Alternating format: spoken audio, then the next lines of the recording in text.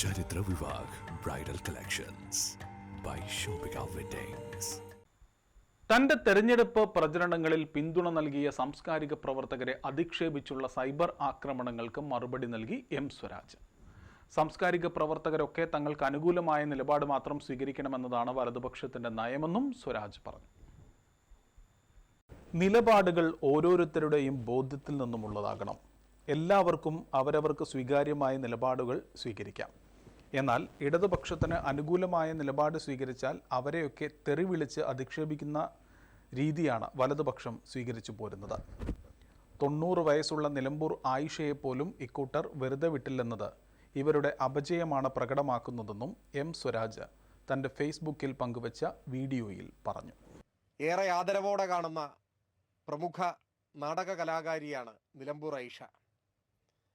നിലമ്പൂർ ആയിഷയ്ക്ക് വയസ്സ് 90 പ്രിയപ്പെട്ട ഐഷാത്തയെ ഇടതുപക്ഷത്തെ പിന്തുണച്ചതിൻ്റെ പേരിൽ എത്രമാത്രം ഹീനമായാണ് വേട്ടയാടിയത്. അശ്ലീല അധിക്ഷേപങ്ങൾ നടത്തുന്നു, തെറി വിളിക്കുന്നു, ഭീഷണി ഉയർത്തുന്നു. 90 വയസ്സിലും ഇടതുപക്ഷത്തെ പിന്തുണച്ചാൽ നാടാകെ ആദരിക്കുന്ന ഒരു വനിതയ്ക്ക് ഇങ്ങനെയൊക്കെയാണ് അനുഭവങ്ങൾ എന്ന് നാം കാണണം.